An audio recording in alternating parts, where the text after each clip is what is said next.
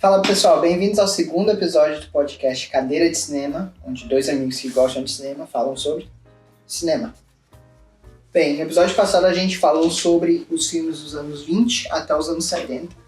E aqui a gente vai continuar na mesma ordem, a gente vai dos anos 80 até os anos 2020, para ser mais exato até 2023, porque a gente não tem tanto filme bom em 2024, nem em 2025. 2025 não terminou, né? Não tem como fazer. Está no começo, né? Estamos em março ainda aqui, quando a gente está gravando. Mas antes da gente começar a falar dos filmes, a gente decidiu falar um pouquinho do nosso background, que a gente não falou no episódio passado, e por que a gente começou a fazer isso. Bem, eu vou deixar o Marlon começar, porque ele tem mais coisa para falar. E depois eu falo minha parte. O background por causa de... tem tanto podcast sobre cinema, só que qual que é o diferencial do nosso? O nosso diferencial é o nosso conhecimento e o fato de que a gente tem acesso a mais coisa. Né? Por exemplo, que nem tu falou, tem mais coisa porque eu fiz 4 anos de produção audiovisual no Brasil, 2 anos de direção e produção na Irlanda e mais 1 ano de direção e produção aqui, mais focado em cinematografia e pós-produção. E eu também faço parte da aliança de pós-produção, aqui onde eu moro, que é Vancouver, né? A gente não mora no Brasil, que isso é outra coisa, né? Porque no podcast passado a gente ficava misturando palavras em inglês, aí o pessoal fica meio confuso, mas é por causa disso. A gente tá aqui Mal morava em outro país, eu tô aqui desde os 16 anos. Então tô aqui há quase metade da minha vida já. Eu tô aqui há quase 5 anos, mas eu morei na Inglaterra e na Irlanda desde meus 16, então a gente mora fora há muito tempo. Às vezes esquece certas palavras. É bem normal isso acontecer, por sinal. E no meu caso, eu fiz 1 ano de artes visuais e design, que a gente foca em pós-produção também, mas o meu foco, quando a gente se conheceu, a gente fazia film production. Uhum. E na film production eu foquei em direção e production design, que eu não sei se tem uma palavra para isso em português. Mas production design basicamente é tudo que se vê no filme, é a arte do filme.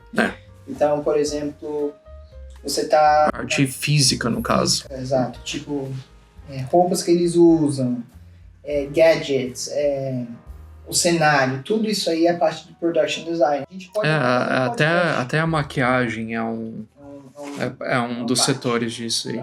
A gente pode fazer até um episódio sobre isso, porque é bem interessante. Dá de fazer um episódio falando sobre cada setor, o que vai por trás de um filme. Exato. E tal. Porque o filme é dividido em 3 partes: pre-production, post-production, production time. Pre-production, production e post-production. E cada um desses tem muita coisa por trás. São várias etapas, digamos assim.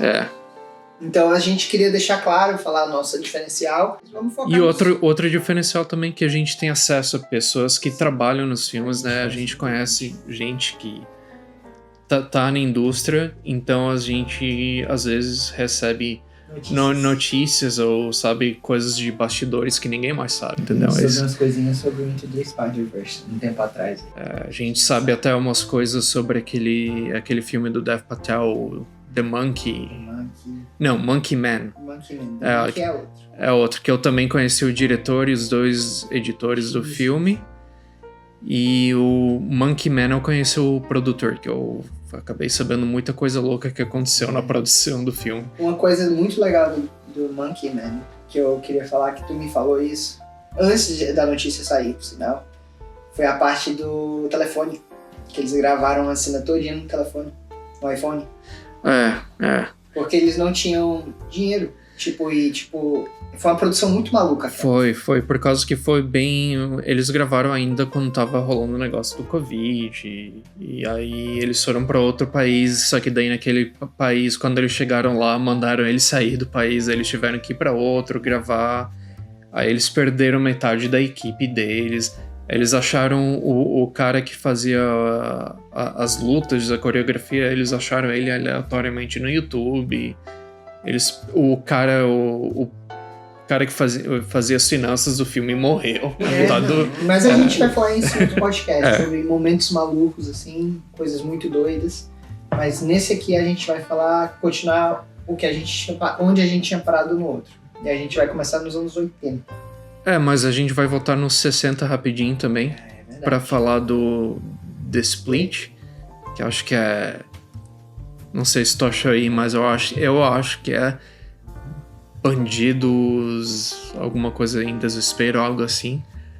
Que é o primeiro filme para maiores de 18 ou algo assim que lançou e fez Hollywood mudar todo o sistema deles, né? Mas é um filme simples, que é sobre um grupo de bandidos vai e assalta um estádio de futebol, parte do dinheiro desaparece, daí é o filme tipo um contra o outro, né? Eles se dividem entre eles, por isso que o filme se chama The Split, porque eles... Né? O motivo dele virar R-rated é porque tem muito sangue, tem palavrão. Tem. As cenas de ação são um pouco mais intensas, né? Tem palavrão. Então, assim, a gente vai tentar trazer sempre as informações no meio, se a gente lembrar de algo assim interessante, a gente vai tentar colocar uma informação ou outra que a gente sabe que vai ser importante, que envolva o cinema também, que seja importante pro cinema. Então a gente vai começar nos anos 80. Eu vou deixar o Marlon começar essa, que eu tive muita dificuldade. Qual foi o filme que tu escolheu e qual foi a tua menção rosa? Eu acho que eu vou trocar a menção rosa pro filme principal só porque é um filme desconhecido. Que é Ren. Eu não sei se tem tradução para português. Se eu não me engano, é o nome do personagem principal. Faz tempo que eu não assisti. Que é do Kurosawa. E o porquê que o filme é importante é a cinematografia dele. Porque o filme inteiro tu assiste, parece que tu tá dentro de um sonho. E a coloração e a cinematografia inspirou muitos diretores que a gente conhece hoje em dia. Tipo, Denis Villeneuve ou Christopher Nolan, coisas e tal. A cinematografia dele é muito surreal, assim, pra época. Cinematografia faz o filme em vários sentidos. Exatamente. É tipo a cinematografia aos olhos do diretor, né? Por assim dizer. Mas a história do filme é simples. É um filme que se passa na época mais feudal, assim, digamos, do Japão. E esse imperador, ele vai e divide o império dele entre os 3 filhos dele. Só que os filhos acabam ficando mais... Eles querem tudo, cada um quer tudo pra eles. Gananciosos, e daí o filme inteiro é eles indo contra cada um, e o cara, ele fica meio pasmo, porque ele não esperava que os filhos fossem fazer isso um contra o outro. Casos de família. Casos de família. É uma novela, né? Mas o filme em si, ele é grandioso por causa da cinematografia dele, o scale dele, ele é gigantesco, é um épico, assim, né? Você assiste Duna, por exemplo, que é Duna, eu não sei se é assim, Duna. Duna, Quando você assiste Duna, você fica em choque às vezes assistindo o filme por causa da cinematografia, e tipo, esse é o poder da cinematografia. O Akira Kurosawa fazendo muito bem. Sim, as visões que ele tinha era muito, muito louco. E ele dizia, né, que às vezes os filmes dele vinham nele nos sonhos, assim. Então, por causa disso, a cinematografia desse filme parece que tu tá dentro de um sonho. E os outros filmes é mais... os típicos... Hollywood. Um Blade Runner. Absurdo. Harrison Ford. Mas esse filme é importante também porque... Querendo ou não, é meio como se fosse uma adaptação de um livro, né? Tipo, Androides Sonham com Ovelhas, do Philip K. Dick, que é um dos melhores escritores de ficção científica que existe. A ideia não é uma adaptação, mas a ideia do filme vem desse livro. E tem muita coisa que isso acontece. Tipo, você pega vários filmes, por exemplo, o Invincible mesmo. O Invincible é uma adaptação. É adaptação de quê? Não, mas eu falo, o Invincible, se for ver, é adaptação do Superman. Tipo, o Omni-Man é uma adaptação. O The Boys faz isso direto também. Tipo, todos os personagens do The Boys é uma adaptação de um personagem da DC. Não é adaptação, por assim dizer. The Boys é mais uma sátira. A Invincible é uma inspiração. Inspiração. Exatamente foi o que o Blade Runner fez, de certa forma. Não? Sim, Mas tem muita coisa do livro que tá ali e tem coisa que não tá. E depois os outros filmes, né? De Volta ao Futuro. Eu botei assim no meu também. De Volta ao Futuro, E.T., The Shining, Raiders of the Lost Ark. É o Indiana Jones. Eu- E eu coloquei um filme de anime, Ghost in the Shell, porque Puta filme bom, viu? é o primeiro. Tem também as séries, a sequência e tudo mais Tem que um filme recomendo. também com a Scarlett Johansson, não recomendo assistir. Não, mas o filme original do Ghost in the Shell ele é importante por quê? Porque daí saiu muitos filmes de Hollywood que se inspiraram nele. Tipo, Ghost in the Shell 100% inspirou Matrix. Importantíssimo dos anos 90, por sinal. Matrix foi life change. Do meu lado aqui, a gente teve um parecido, mas eu queria falar alguns filmes aqui, porque anos 80 teve muito filme bom. Teve. Muito filme bom. O Marlon falou alguns aqui, mas eu queria falar Scarface, lançou nos anos 80. Karate Kid, Ira, lançou nos anos 80. Eu tenho a musiquinha do Karate Kid na minha playlist de treino. É claro, tem que ter. Eu tenho a do Rock Balboa, Eu também tenho. muito bom. A Akira lançou também nessa época. Akira é outro filme foda de anime que inspirou muitos filmes também de Hollywood. E também o personagem, né? O nome dele não é Akira, né? Mas pra entender porque o filme se chama Akira, tem que assistir o filme. Vale a pena. Mas é o personagem, o garoto lá que tem os poderes e tal. Ele inspirou muitos personagens também, tipo a Eleven do Stranger Things, 100% inspirado nele. Tem vários. Tem vários, ou até, tipo, tem tanto filme que tenta copiar aquele negócio que eles faziam com a moto no filme, É verdade. né? É verdade. Eu coloquei Meu Amigo Totoro, que pra mim Grandioso Estúdio Ghibli. é o melhor filme deles, pra mim, né? E eu coloquei um aqui também que é muito pesado. É uma animação também. Não tá nem dessa ainda, são o filme que eu escolhi, nem a minha menção honrosa, mas eu quis dar mais umas menções honrosas, porque os anos 80 teve muito filme. O Túmulo dos Vagalumes. Esses filmes de animação, a gente tem o Letterboxd, tem uma lista de melhores filmes de animação. Tá no nosso link no Instagram. Dá uma olhada, a gente recomenda, tem muito filme interessante. Esse é aqueles filmes que tu assiste uma vez pra nunca mais, porque vai te traumatizar. É triste, é intenso. É um dos Se filmes passa mais depois da pesados Segunda Guerra- deles. Se passa depois da Segunda Guerra Mundial, logo, na verdade, quando acontece a bomba. Eu só falo isso, eu só vou falar isso. Vale muito a pena assistir. Pequena Sereia também foi dos anos 80. Mas os filmes que eu escolhi dois, que, tipo assim, De Volta para o Futuro, que pra mim é um clássico. Não tem como errar. Uma das melhores trilogias que existe. As melhores trilogias que existe. E o segundo filme, eu fui um pouco mais... menos cinematografia, menos roteiro, mas é um filme que quebra a quarta parede o tempo todo. Que é Curtindo a Vida Doidada, Ferris Bueller. Por que colocar esse filme? Porque é um filme coming of age, ou é um filme de adolescência. É um filme essencial de coming of age, né? É que nem também Breakfast Club. Breakfast Club. E que, assim, é um filme que vale muito a pena assistir. Quando você tá crescendo, quando você tá mais velho, você assiste aquele filme, o filme tem um tom diferente. Até hoje, eu de vez em quando assisto. Uma cena dele olhando assim, olhando pro teto, fala, life moves really fast. A vida passa muito rápido, se você não parar pra aproveitar cada momento. Às vezes você tem coisa assim. Mas assim, é um filme que fica muito com você. Sim. A frase fica com você, o filme fica com você. É um filme bobo, mas não é bobo ao mesmo tempo. O filme que você assiste é um filme Sessão da Tarde. Mas você não fica triste assistindo o filme, você curte. Cinema é isso. É você sentar e só curtir. Cinema é parte escapismo, parte coisas que te fazem pensar sobre a vida e por aí vai. Agora a gente vai para os anos 90. Pra mim, a década de 90 tem um ano em si que pra mim é considerado o melhor ano da história do cinema. Mas eu vou chegar lá e eu queria saber do Marlon qual foi que tu colocou. O primeiro que eu vou falar, que eu acho que é importante assim pra história do cinema, por causa que o que eles fizeram foi muito louco, principalmente no quesito do marketing, é A Bruxa de Blair. Porque esse foi aquele primeiro filme que saiu, que era tipo POV, né? Que era gravado assim em primeiro...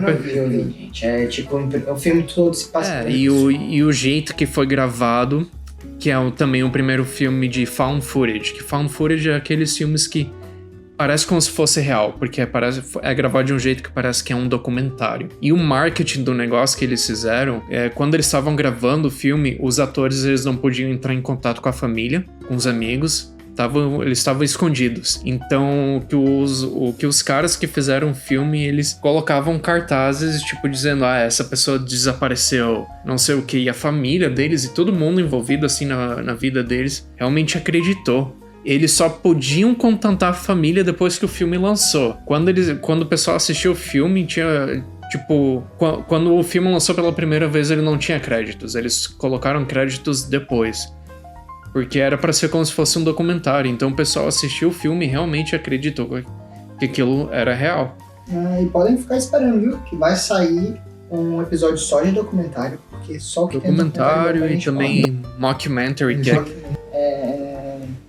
Enfim, e depois desse filme saiu muitos filmes que tentaram fazer o mesmo, né? Tipo, Atividade Paranormal, essas coisas. E Hollywood quis fazer muito disso porque é barato. É barato e dá certo. Até hoje em dia ninguém mais faz tanto, mas... E outro que eu coloquei, o Corvo, o primeirão, de 94, porque, né, a morte do filho do Bruce Lee, né, tipo, a cena que o personagem leva tiro no filme tipo, ele realmente morreu na vida real. Esse aí é um tópico que a gente vai falar em outro podcast também. Eu sei que estou dando vários spoilers aqui sobre os podcasts, mas tem várias situações em sets que causaram mortes. Ou foram muito intensas, digamos assim. E a gente decidiu fazer um podcast só disso no futuro. Talvez seja mais próximo que vocês imaginam, mas vai vir. Depois, Edward Mãos de Tesoura, né? Clássico, Johnny Depp. E eu também quis colocar um pouco desconhecido, que é um filme japonês de meio que um terror psicológico, que os caras, eles manjam de fazer isso. Que Audition, eu acho que é... Não, audição? É quando o ator vai fazer audição, né?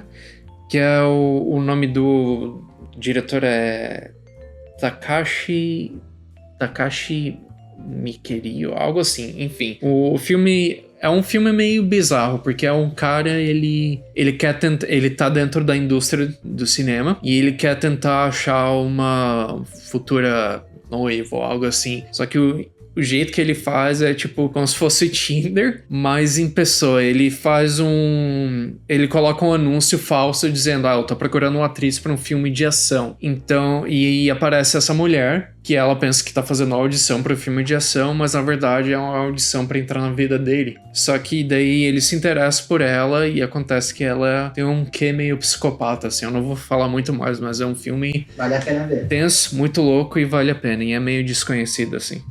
Bem, anos 90 tem muito filme bom. E muito filme bom mesmo. Eu só queria falar alguns aqui que são importantíssimos em geral, que vale a pena falar, que são esses dos Inocentes, que é o com Anthony Hopkins, Matrix, Seven, que é um dos primeiros filmes do Morgan Freeman, a Titanic, James Cameron. Que até hoje fica aquele debate, tinha ou não espaço naquela porta? Será? Nunca saberemos, já que infelizmente já morreu. A Vida é Bela, que é um filme italiano, que é lindíssimo, sobre a Segunda Guerra Mundial. Os Estados Unidos fez o remake, que ficou uma bosta, mesmo com o Bryan Cranston, mas também quiseram colocar o Kevin Hart ali no meio. Assim, não, esse é outro, esse é Untouchables. É verdade. Mas é outro remake horrível. É outro remake horrível. A Vida é Bela é aquele do italiano, sabe? Sim, mas teve um remake americano também. Tem. Não sabia. Mas normalmente o remake é outro podcast aí. O boca a gente já vai falando que vai sair. E sair também, junto com esse da Vida é Bela, que é da Segunda Guerra Mundial, um filme lindo, vale muito a pena assistir, é a história de um pai e um filho. Eu coloquei A Lista de Schindler. Esse é um daqueles filmes que você só precisa assistir uma vez na vida. Longo. Pesado. Muito pesado, e é em preto e branco. E não é, né? Porque tem aquele twistzinho. Assim, tem muita gente que tem aquele preconceito com preto e branco, eu entendo, tipo, muita gente tem. Mas quando o preto e branco é feito por um motivo, e tem um motivo por trás... Exato, tem um motivo por trás da história e faz sentido assistindo. Esse filme é que só tem uma cor no filme durante o filme. O Spielberg, que foi o meu diretor predileto, fez o filme preto e branco somente pra ter aquela cena com cor. porque faz toda a Não diferença. é nem só a cena, né? É o personagem. Mas os filmes que eu escolhi são os meus 2 filmes prediletos de todos os tempos. O primeiro, que é o filme que eu escolhi, que é Um Sonho de Liberdade, Shawshank Redemption. E foi o filme que fez o Morgan Freeman virar um ator, na verdade, que ele demorou muitos anos pra breakthrough. E não muita gente sabe, é uma adaptação de um livro do Stephen King. É verdade. Ele não escreve só terror. Stephen King é outro nível. E o outro que eu escolhi foi Forrest Gump, que eu amo esse filme. É um filme incrível também. O que eu mais gosto do Forrest Gump é o pace. O filme não para. Tipo, você não cansa. Pacing, pra quem não sabe, é o ritmo do filme. O filme é muito bom. Então, assim, você não fica cansado assistindo. O filme, quando começa a parecer que vai diminuir o ritmo, pum, volta alguma coisa. Volta outra história. Então, o ritmo do filme é muito importante nesse filme em si. E funciona. Forrest Gump é incrível. Agora, uma vantagem desses 2 filmes, e os 2 foram lançados... Uma vantagem não, uma curiosidade. Os 2 foram lançados em 1994.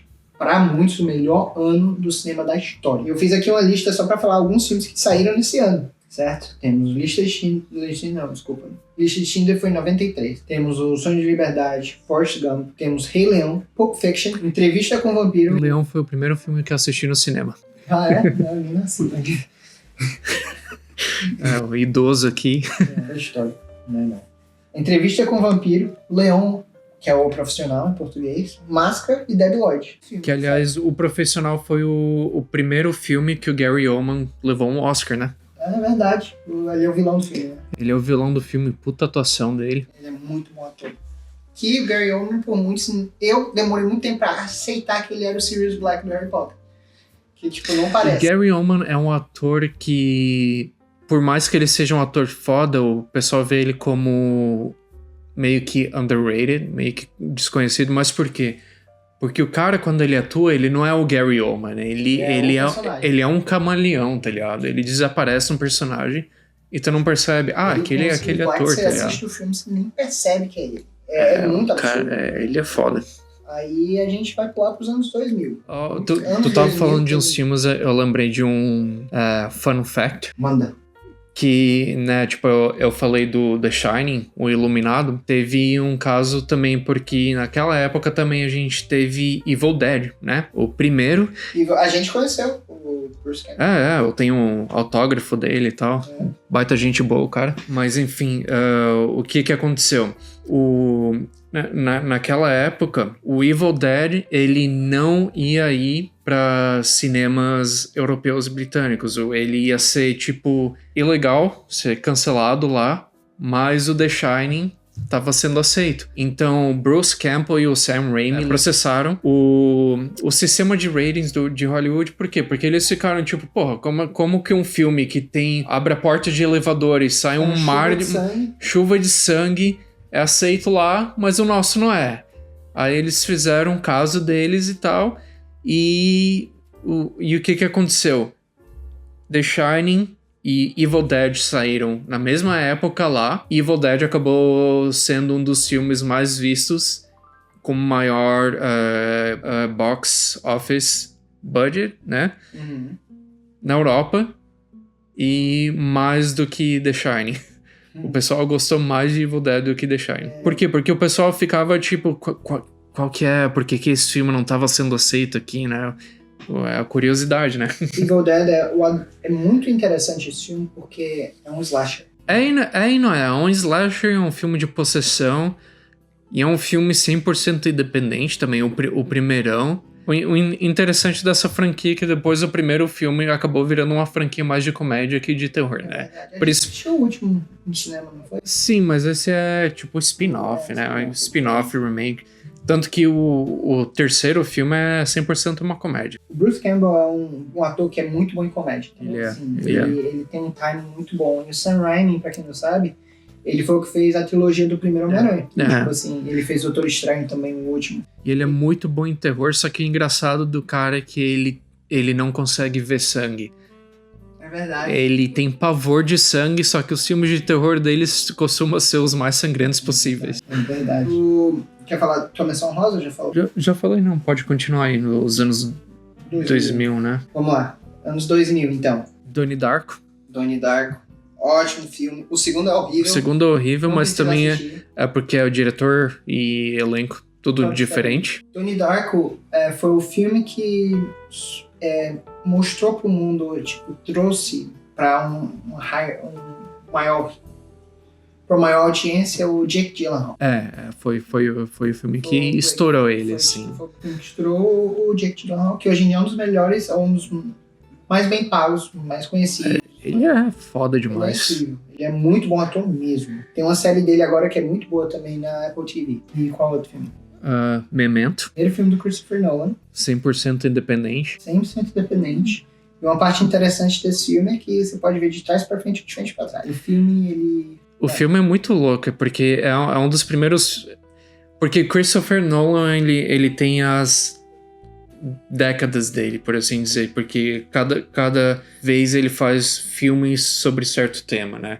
Memento foi quando ele começou a mexer com tempo, filmes sobre tempo. Tanto que o filme todo é sobre isso. E o filme todo é tipo, tu tenta construir o filme junto com o cara, né? Porque o cara, ele perdeu a memória e tu tá tentando reconstruir tudo junto com o cara.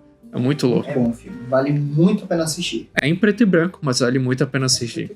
É em preto e branco. Mas tem cenas que não são em preto e branco. Sim. E outro filme que é importante pra mim, porque eu também gosto de filmes sobre música, essas coisas, né? E um podcast interessante seria fazer, tipo, as melhores bandas falsas, né? Porque tem filmes e séries que eles inventam bandas. Uma das melhores séries que eu assisti nos últimos 5 anos foi o Daisy Jones. Exatamente. Esse aqui é um filme desses, que é o filme, ele trata sobre esse garoto que ele manda pra revista Rolling Stones um negócio que ele escreveu fingindo que ele tem 18 anos ou mais, porque ele quer muito ser um escritor, né? Ele quer ser um jornalista de música, essas coisas. Aí tem essa banda, que é a banda falsa que eles fizeram pro filme, mas eles depois do filme eles acabaram gravando o álbum e tudo mais pra vender junto com o marketing do filme. É Quase Famosos o filme, que pra quem nunca assistiu, mas gosta desse tipo de tema, é muito, muito bom. Tem música do Elton John no filme, tem músicos de verdade dentro do filme, e os atores no filme, é eles mesmos que tocam os instrumentos, é eles mesmos que cantam. E o filme também um filme de coming of age, porque é um garoto, ele tem, se eu não me engano, ele tem 15 anos, algo assim. Ele é novinho.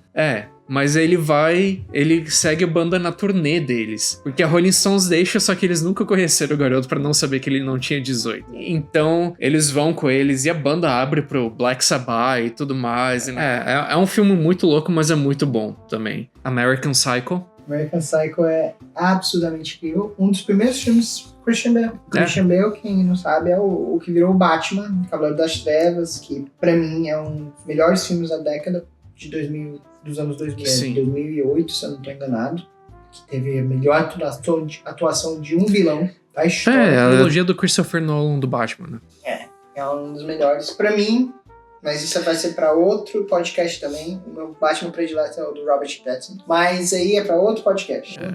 Meu Coringa predileto. Não tem como. Não tem como. Todo mundo sabe que o Heath Ledger... Descansa em paz. Descansa em paz. Né? Então... Eu, no meu caso... E Requiem para um Sonho também. Qual? Requiem for a Dream. Requiem para um Sonho. Bom demais. Pesado. Pesado, mas é muito bom. A gente vai começar a colocar aqui na descrição no Spotify, nas plataformas que a gente colocar o podcast, a gente vai começar a colocar a descrição, os filmes que a gente falou. Então, se vocês quiserem dar uma olhada, a gente pode até tentar achar onde assistir no Brasil. A gente pode colocar... plataforma de streaming e tal. Tem uns, eu não sei, tem uns que são mais clássicos, assim, que é mais difícil de achar. Mas aí eu acho que... Eu não sei se como é que é o nome daquela empresa que... Criterion. Eu acho que eles têm um streaming, não tem? O Criterion tem um streaming. Mas eu não sei se funciona no Brasil, a gente tem que dar uma olhada. Mas dá pra comprar Criterion Collection, dá pra comprar online e ter também. Qualquer coisa usa VPN. É isso aí. Pra mim... Dos anos 2000, eu vou falar alguns filmes que eu acho que são importantíssimos falar. E eu depois vou falar meu predileto e vou tentar me explicar por que eu escolhi esse acima de todos os outros. Eu coloquei Avatar, 2009, motivo. 3D, né? Não tem como a gente não falar de Avatar, não falar de 3D sem falar do Avatar, não falar de Avatar sem falar de 3D, porque é um filme ok, overall. Tipo, não é um filme fora de si, não é um filme perfeito, nada disso, mas é um filme que trouxe uma tecnologia totalmente diferenciada. Naquela época, filmes já estavam tentando ser 3D, só que esse foi o primeiro que foi 100% 3D. Lava Girl. Pequenos Espiões, exatamente. Só que eles... Era e não era, né? Mas esse é o primeiro filme que eles usaram câmeras 3D, que só gravam em 3D. E isso faz toda a diferença. E eles usavam... Não sei se eles usaram no primeiro também, mas eu sei que no segundo eles usaram, que normalmente o filme é 24 frames per second. E o Avatar foi 60 frames per second. Não, o primeiro também, assim. O primeiro também Então isso só faz, tipo, parece mais um jogo. Só que o segundo tu sente um pouco mais, porque no segundo... porque por causa da água, e tem tanta cena que, tipo, até os humanos é 100% CGI. Tudo CGI. É complicado. Problema do CGI. Mas é uma vantagem e uma desvantagem.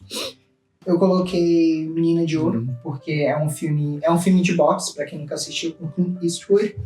Vale muito a pena assistir também. É muito bonito o filme. É bem triste, mas vale a pena assistir. Eu coloquei Os Infiltrados. Esse aí é interessante que, na verdade, tem muito filme de Hollywood que é baseado em filme asiático. Os Infiltrados é um deles. Sim. E ninguém lembra do filme asiático, mas tá aí. Os Infiltrados é incrível. Leonardo DiCaprio, Matt Damon, não tem como errar. E eu coloquei Cidade de Deus. Né? Porque Cidade de Deus... É um marco histórico ainda mais do cinema brasileiro, né? A gente está vivendo um momento agora de Fernando Torres, do filme, mas Cidade de Deus, pra mim, é o melhor filme brasileiro de todos os tempos. Não tem filme que chegue nem aos pés desse. Zé Pequeno virou um pop culture. E aquela cena 360... Da galinha, né? Tanto... Não, aquela... eu sei qual que tu tá falando. Aquela é foda. Exatamente, sim. Que a câmera basicamente vai em torno e tudo para, assim. E tanto filme, tanta série tentaram imitar isso aí e tal. Outra coisa interessante desse filme é que muitos dos atores do filme faziam parte da favela, lá da comunidade, da Cidade de Deus e tudo. Mas eu coloquei Homem-Aranha 2, como eu acho que já tinha falado, que pra mim é o melhor filme, um dos melhores filmes de todos os tempos. Mas o meu predileto, eu coloquei Wall-E. Eu não tinha como não colocar, porque Wall-E é incrível. Tipo, é um filme... A gente tinha um professor na faculdade, o Gareth, que era de cinematografia. E ele mandou a gente assistir esse filme várias vezes, que ele falava que era o melhor filme já feito dos anos 2000, assim. Sempre falava... É porque tem tantas metáforas e coisas e tal que até hoje faz sentido o que o filme falava cada sobre. Cada vez faz melhor. Exatamente. É absurdo. O Wall-E, tipo, se você tiver um tempo pra assistir de novo o Wall-E, se a gente assiste cada 5 anos, cada 3 anos, cada vez que você vê o filme vai ser uma experiência diferente. É um filme que vale muito a pena assistir. Eu sei que é animação, eu sei que é Pixar, tudo aquilo. Mas a animação... Tem filme de animação que é 100% só pra criança, mas tem filme... Quando o filme de animação é bom, tem coisa pra todas as idades. E a Pixar se garante muito nisso, convenhamos. Se garantia, né? Hoje em dia... Hoje em dia tá complicado. Tá bem difícil, Mas, antigamente, nessas épocas, eles eram muito certeiros quando faziam um filme para todas as idades. Wall-E é um desses filmes. Você pode assistir o Wall-E, você pode colocar, você tá lá do seu filho de 5 anos de idade, pode estar lá de sua avó de 80. Tipo, o filme vai ser bom do mesmo jeito. Já que tu tá falando da Pixar, eu lembrei outra coisa que eu acho que a gente deveria esclarecer, que falou no episódio passado. Primeiro que, né, tu tinha falado que a gente vai assistir todos os filmes da Marvel. Não necessariamente. A gente vai assistir os filmes que a gente quer e tem curiosidade deles. Tem muito filme deles que a gente não foi ver no cinema, tipo Capitã Marvel, não viu Venom, ou Madame Web, essas coisas assim. Não, Se bem que Venom e Madame Web não é Marvel é Sony, né? Mas tudo bem. Por exemplo, tem alguns filmes que mesmo fazendo parte de uma história maior, não a gente não precisa assistir no cinema. A gente vai ao cinema toda semana. Sim. Mas, tipo... E outra coisa também que a gente tava comentando, tipo, aquilo de vai ao cinema vai pra assistir os filmes que tu quer. No nosso caso, a gente vai pra assistir filme até filme ruim, Love Hurts de vez em quando. Doeu mesmo. Mas é porque a gente também gosta de ver o que tá acontecendo com a indústria E não tem nada melhor do que sentar na cadeira de cinema e comer uma pipoca. Sim. Mas tem muita gente hoje em dia, e a gente tinha comentado, né, falando dos remakes da Disney, que o que o pessoal faz, né? Se tu estudou cinema ou marketing, tu vai saber que não tem propaganda que é propaganda ruim, né? Não tem... Então, tipo, tem muita gente que pega um filme ou diz que odeia o filme, mas tá lá 24 horas compartilhando sobre, falando sobre, compartilhando vídeo e imagem sobre... Aí depois, mesmo odiando o filme, vai lá e paga pra assistir o filme. Aí a gente fala pra tu ir assistir filme que tu quer, porque se continuar dando dinheiro pra eles continuar fazendo aquele tipo de filme, eles vão continuar fazendo. Se não fosse os outros filmes da Sony, por exemplo, tipo, a gente tá falando Capitão Marvel, não, tipo, Madame Web ou... Raven, Morbius. Se não fosse o Venom fez dinheiro. Foi um filme que deu certo. No ponto de vista da Sony. Mas aí depois eles pararam de... Agora eles cancelaram essa franquia toda. Exato. Por quê? Porque o pessoal parou de ir no cinema ver esses filmes. Só eu não vendo. Exatamente. O Venom é queridinho de todo mundo. Mas... essa foi a minha escolha do terceiro, o Wall-E. Eu tenho... Tu tava falando de outros anos de 2000, eu falei mais especificamente de 2000, mas eu tenho vários outros filmes dos outros anos, né? Tipo... Senhor dos Anéis, da história do cinema. Todos eles levaram Oscars por literalmente tudo. E A Viagem de Chihiro, que é outro filme foda. Hannibal. Hannibal é muito bom. Né? Tem até a série que eu recomendo, que foi cancelada, mas... Vale a pena. Primeiro Harry Potter, né? Harry Potter, a Pedra Filosofal. Uma coisa que eu amo do Harry Potter, é muito interessante, é que o filme envelhece com o pessoal. Exatamente. Quando você assiste Harry Potter, show. Você vai crescendo e o filme vai ficando mais sério conforme você vai crescendo. É muito interessante o que a J.K. Rowling, não ela, mas tipo assim, os produtores do filme tiveram. Os produtores e roteiristas, né? Qualquer coisa do Harry Potter, ela tá lá, assim. Tipo, ela foi a única, ela bateu o pé e falou, não quero ninguém que não seja britânico. Foi ela que falou isso. O Harry Potter, tipo... é uma série britânica, J.K. Rowling é britânica, tudo isso. E ela, quando vendeu os direitos pro filme, ela falou, eu não quero nenhum americano. Não quero ninguém inventando sotaque, fazendo sotaque, eu quero só britânico. Então, todo mundo que tu vê em Harry Potter no começo, são todos britânicos. O Sirius Black, Gary Oldman, ele é uma exceção. Eu acho que não é britânico. Ele não é... O cara desaparece tanto nos personagens dele que tu começa a questionar de onde que ele veio. Mas porque quando ele faz britânica, o cara é britânico. Ele é britânico. Faz sentido. É a mesma coisa que fizeram... deixa pra lá. Outra coisa, uma série muito boa, por sinal. Slow Horses. Que foi uma série que eu te recomendei. A gente vai colocar essa lista no nosso Instagram, então fiquem ligados que essa lista ainda vai sair no Instagram. Mas enfim, outros filmes. Shrek, primeiro. Absurdo. Mas o Shrek não é de 90, não. Não? É verdade, 2001, verdade. Shrek de 2001. E Amélie Poulain. A foda. E a cor, né? A cinematografia do filme é um brasileiro. Não sabia. Né? Quem é? Esqueci o nome do cara agora, mas ele é de Santa Catarina, de Balneário Camboriú, cara. Que ele fez todo aquele negócio da coloração e tal do filme, que todo mundo... Até hoje, se tu estuda teoria de cores, quando tu vai numa escola de cinema, coisa do tipo... Eles falam sobre esse filme. E, né, daí depois... Que outros filmes que eu tenho?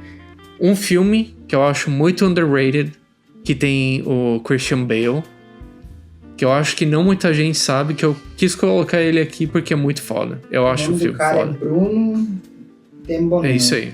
O cara é foda. Reign of Fire, eu acho que é Império de Fogo, no Brasil. É um filme B, digamos assim, mas é um filme muito, muito louco, porque... Filme B, o que significa? Filme B é que não está... Não é um filme blockbuster. É um filme que não tem uma produção de marketing muito grande, é um filme mais reservado. Tem vários filmes dele muito bons. E era ainda no início da carreira do Christian Bale. Mas, tipo, ele faz um personagem daquele filme que se tu olha, tu não reconhece ele. Aquele cara, o Christian Bale tem um poder de transformação, não só para o personagem, mas física. Não, é muito louco. É uma coisa absurda. É muito louco. Quilos, Mas ganha 40 quilos pro baixo. Perde 20 quilos para outro, ganha 50 quilos para outro. Ele tem esse poder. Nesse filme ele era careca e loiro, mas tudo bem. E o filme é muito louco porque é um filme pós-apocalíptico, mas é um filme de fantasia também, porque tem dragões no filme. Se passa em um universo paralelo, era outro planeta, se não me engano, mas é tipo, humanos quase não existe mais, são... é tipo uma mistura de Mad Max, só que não tem os carros e tudo mais, mas tem dragões. Aí essa comunidade fechada, aí o cara é um caçador, assim, que ele vai nesse lugar e, sei lá, tem cenas muito loucas, não muita gente conhece esse filme, então eu quis colocar ali. Gangues de Nova York. Absurdo mesmo. E Old Boy, o original. Que o cara que fez o diretor de fotografia do Old Boy original, ele fez recentemente aquele filme Last Night in Soho. Que é muito bom. Com o diretor... Hã? É com a Anthony Joy. Sim, mas o diretor é o mesmo diretor de Baby Driver e tudo mais. Baby Driver é um dos meus filmes comfort movie. Edgar Wright. O cara é foda. O cara é aqueles diretores que ele não começa a escrever o roteiro antes dele ter a música do filme. Porque se tu assistir os filmes deles, ele é editado no ritmo das músicas que ele coloca. Ele não faz isso também. Não. Ele não faz alguma coisa parecida? Tipo, acho que ele só começa a editar o filme depois que as músicas estão prontas. O Christopher Nolan é um daqueles diretores que leva pós-produção muito a sério. Então, ele é muito hands-on na hora da edição. E é um dos casos que não acontece muito, mas o editor do filme, ele tá no set de gravação. Ele vai recebendo a mídia do filme no dia e tá lá editando no momento. Que age como se fosse um diretor não pequeno, mas um independente. Age como se fosse um diretor independente, mas ele é um diretor independente, mas com... Até muita gente falou isso dele, né? O cara, ele... Que nem tu falou, o cara é um diretor, que ele é como se... um diretor independente, mas com milhões. Fazendo filmes milionários. Ele assim. coloca uma coisa na cabeça, ele faz o jeito dele. Mas por quê? Porque ele, tanto numa entrevista dele, ele falou, é dentro das limitações que você acha a criatividade. 100%. Ele vai além. Isso é uma coisa que ele fez muito bem com o Oppenheimer fez isso. Muito Memento. Outro diretor que faz isso, já que a gente estava falando de Duna mais cedo, é o Denis Villeneuve. É verdade. Ele tem uma coisa na cabeça, ele vai seguir aquela fonte dele. Sim. Ele vai brigar com o estúdio, vai fazer tudo possível, mas ele vai manter o ponto de vista dele. E isso é muito importante, porque muitos diretores perdem maior parte hoje em dia, na verdade, perde seu ponto de vista. É que o problema de muitos diretores é tipo, se tu pode não parecer, mas pra fazer um filme foda que faça sucesso, fique na cabeça das pessoas, tu não tem que fazer um filme que pensando, eu quero agradar a todo mundo. Não, tu faz o filme que tu quer. E daí o público vai aparecendo. Vai mesmo. É importante isso. Agora a gente vai dar uma pular de década, vamos para 2010. Os anos 10. E já que a gente tá falando de Christopher Nolan, vou começar com Interstellar. Pra mim é o melhor filme dele, junto com O Cavaleiro das Trevas. É um filme absurdamente incrível. Vou colocar outro dele também, que é A Origem. A Origem, que, aliás, ele é inspirado, meio que baseado, mas mais inspirado, num filme de anime, que também tá na nossa lista do Letterboxd, chamado Paprika. Não é o tempero. Não. Eu coloquei Spotlight, que é um filme que não é um filme fácil de assistir. Não, é pesado, inspirado em fatos reais, mas é muito importante. Muito importante. E eu coloquei... O que eu coloquei de predileto Eu não coloquei Vingadores como meu predileto, mas eu adicionei aqui na minha lista. Mas eu coloquei como meu predileto o Lobo de Wall Street. Porque é um filme de 3 horas, 2 horas e 40, eu acho. E é aquela coisa, o ritmo do filme você não cansa assistindo, e é um filme que você pode assistir 20 vezes, 30 vezes, não tem nada de errado. O filme é perfeito. O filme é tão caótico e se mexe, tipo, tão rápido. É absurdo. Tem o Leonardo DiCaprio, o melhor papel, pra mim, o melhor papel dele. Margot Robbie. Margot Robbie foi o breakthrough, tipo, foi onde ela começou a aparecer, foi lá. Temos o John Bertal, temos o Jonah Hill começando a virar um ator mais sério. Sim. Martin Scorsese, que como sempre ele não erra. Então pra mim é um filme que tem um poder. O Lobo de Wall Street tem um poder além de um filme. Ele é uma biopic, né? Ele é uma biografia. Sim. Tipo, de um cara caótico que era o Jordan Belfort. Que é o Jordan Belfort. Era, né? Eu acho que ele não é tão caótico, mas... Porém, é um filme que... Pra muitos é o melhor filme do Scorsese. Eu não acho que é o melhor filme dele. Não. Eu acho que ele tem filmes melhores. Mas é tão bom quanto outros. É top 3 pra mim dele. E é absurdo. Vale muito a pena assistir. É longo, mas todo filme do Scorsese é longo. Mas o ritmo do filme não deixa você cansar. E eu acho que essa é uma das vantagens de filmes longos, bem feitos, é isso. Você não sente como cansar. Duna você não sente cansar. Batman você não sente cansar. Por exemplo, Irishman não cansa. Mas aí também depende do gosto da pessoa, né? Porque Irishman é naqueles filmes de mafioso e tal. Aquele último do Scorsese que a gente viu no cinema. Eu não sei como é o nome no Brasil, mas aquele filme é longo. Aquele filme é longo. Aquele eu senti que teve uma... Pra ter sido uma série. Sim, era pra ter sido uma série, mas por quê? Porque eu senti momentos que tinha muita coisa da história que não tava fazendo sentido. Sim. E deu pra perceber que tinha mais coisa ali, eles podiam ter expandido naquilo se fosse uma série. Só que Scorsese nunca vai querer fazer uma série. Talvez produzir, mas vamos ver. E esse foi o filme. Ele disse que não queria fazer filmes de heróis, ele produziu o primeiro filme do Coringa. É verdade, né? É verdade. E também foi inspirado muito da comédia. E esses são meus filmes. Qual foi o que tu escolheu? Tem muita coisa. Olha, eu vou... Tem uns filmes mais independentes, vai neles? Pouco desconhecidos, que eu acho que é legal falar sobre e colocar. Um deles é I'm Still Here, Ainda Estou Aqui. Mas não é o... Não é o da... Não sei se esse é o nome no Brasil, né? Mas é um filme que a gente tem o Joaquin Phoenix, Casey Affleck, Ben Stiller. É um filme pesado. É meio que um filme investigativo que tu vai montando o filme junto com o personagem. E não é da A24, mas tem aquele meio estilo dele, sabe? Porque acho que em 2010 a A24 não era tão grande assim ainda. Exatamente. É dirigido pelo Casey Affleck. Exatamente. Um dos primeiros filmes que ele dirigiu. Muito bom. Outro... Casey Affleck, que é o cara que faz Manchester by the Sea. Outro filme muito bom. Outro filme muito bom, também dos anos 2010 por aí. E ele é o irmão mais novo do Ben Affleck. Que também dirige filmes. Muito bom dirigindo. Ele é melhor dirigindo que atuando. Sim. Mas... Hoje em dia, realmente, ele é melhor dirigindo do que andando. Outro independente, Submarine. Bom.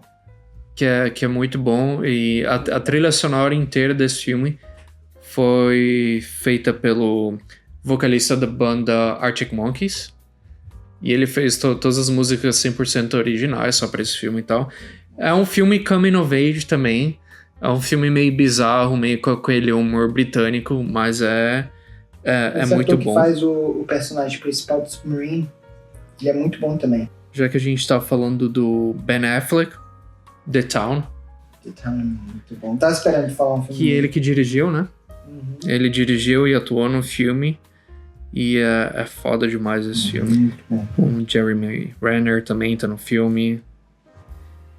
E que mais que a gente tem?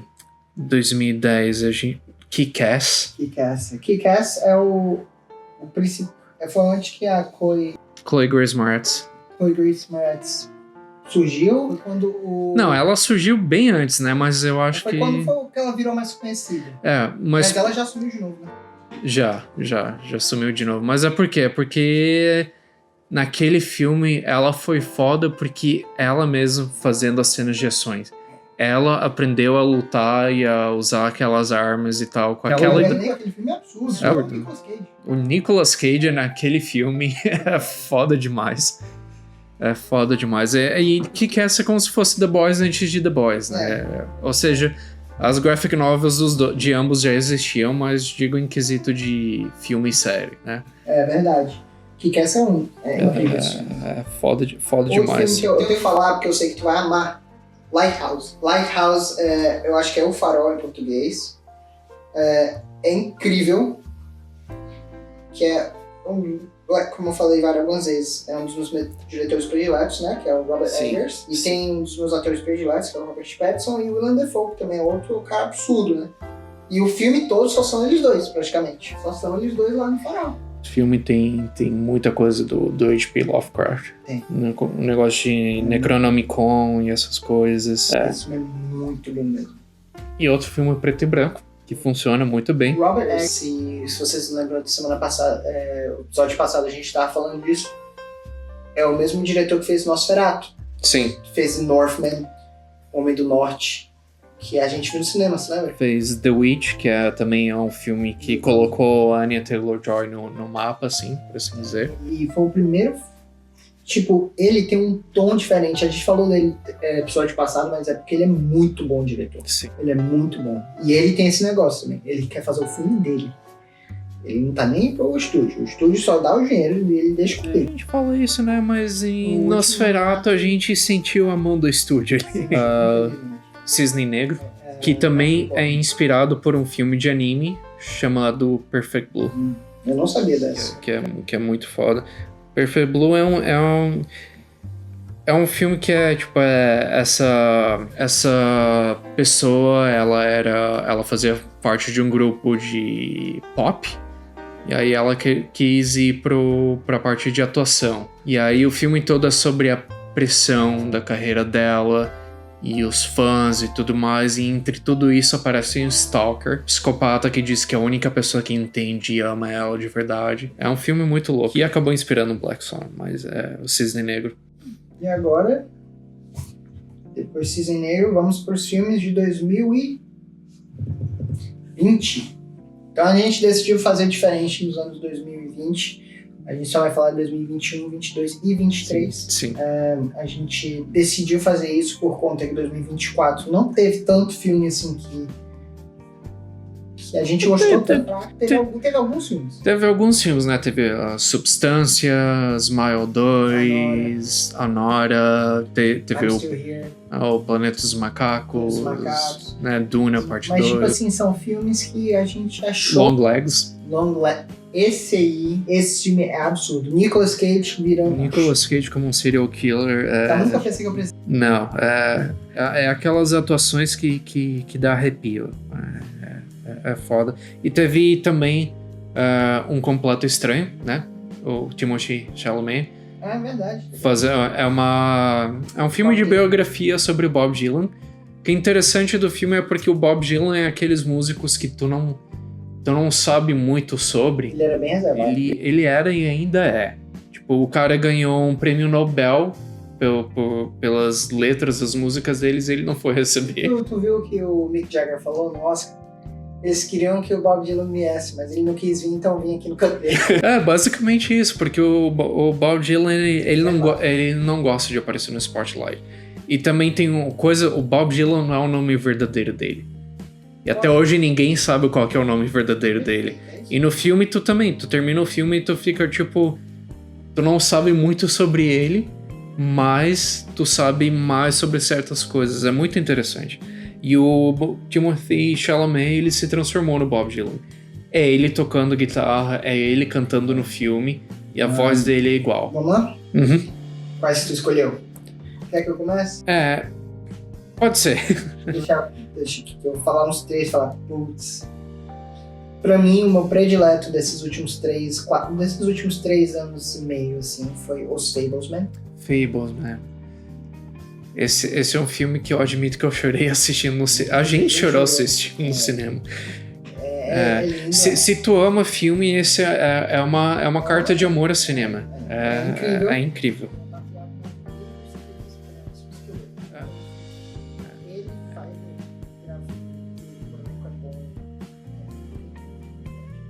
é muito bom, vale muito bem assistir. O Spielberg tem esse poder de fazer filme leve, pesado, conseguir aproveitar de qualquer forma. Ele é muito bom nisso. The Batman, Batman. E pra mim, é o melhor filme do Batman que já lançou, já teve. Eu concordo, mas é por quê? Porque ele entende o Batman porque quem realmente é. O primeiro filme do Batman que mostra ele como um detetive. Mostra o Batman. Exatamente. Todo Batman que a gente assiste, a gente não vê um Batman. Não, ele... Bruce Wayne. Exato. E também... a gente não vê o Bruce Wayne. E quando o Bruce Wayne vira o Batman, no filme eles tentam fazer ele como se fosse um herói de ação e tudo mais. O Batman é um detetive, tipo...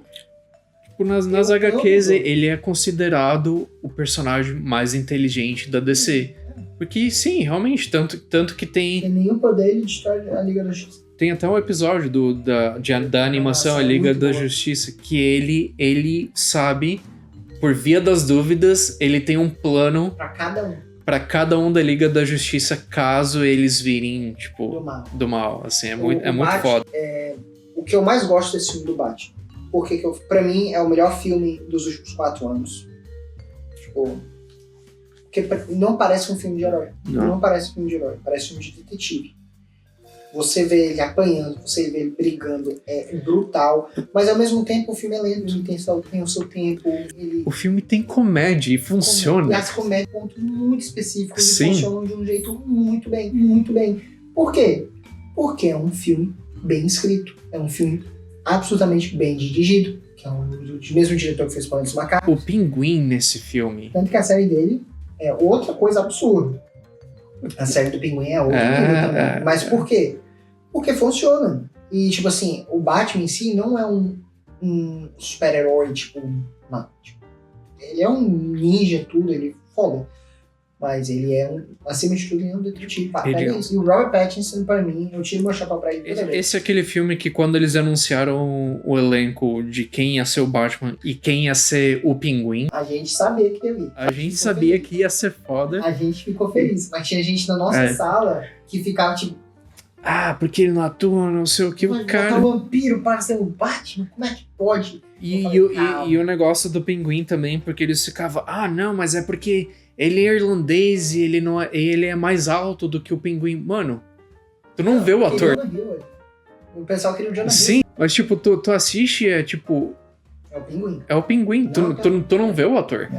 É muito bom isso. Mas o negócio do Pinguim funciona porque é a mistura da atuação e o make-up também que fizeram. É absurdo. 8 horas, viu? 8 horas na cadeira.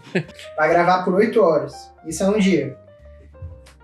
E se você trabalhar no set, na verdade, você chega 2 horas antes e sai 2 horas depois. Então, na verdade, são 16 horas no set. Mas você é pago por 12. É tenso. Coisa boa. Tá. Qual foi os teus? Eu tava pensando... Eu não lembro se esse lançou nesse meio, assim, mas Prisoners, Denis Villeneuve. Eu acho que lançou depois. Antes, deixa eu ver. Vou falar de um que também é independente, que eu acho que é foda. Tudo ao mesmo tempo, em todos os lugares. É assim em português, né? Eu acho que é, não sei. Everything Everywhere All at Once. Que é foda. E foi a volta do...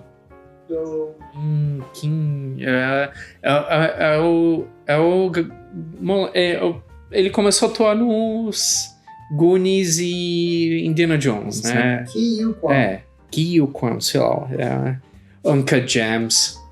Uncut Gems é bom. Hustle é muito bom também. Hustle. É outro ator que você não imagina que atua bem, mas é monstruoso. Adam Sandler. A gente podia falar... A gente vai falar um dia só... A gente vai fazer porque o Adam Sandler... ele é foda quando tem um roteiro bom e um diretor que sabe como fazer ele funcionar. Ele não quer trabalhar. Né? Não, ele Só não quer vai ver fazer. os amigos. Ele mesmo falou que, tipo, os filmes que ele faz com a produtora dele é pra ir em holidays, né? Tipo, com os amigos. Amigos lá, Férias pagas. Por literalmente. férias pagas pelo amigo. Midsommar. Midsommar é muito bom. Forest Hill. Tem muito filme bom. Tem muito filme bom. Então, acho que aqui a gente vai terminar o nosso segundo episódio. A gente vai colocar aqui embaixo na descrição todos os filmes que a gente falou hoje. Vai estar tudo na descrição. Não sei se a gente vai conseguir achar todos os streams para vocês assistirem, mas vai estar tudo lá. Não se esqueçam de seguir a gente nas redes sociais, entrar no nosso Letterboxd para ver os filmes também. E a gente vê daqui a algumas semanas, talvez, quem sabe? Mais perto que não, já a gente tá volta no próximo episódio.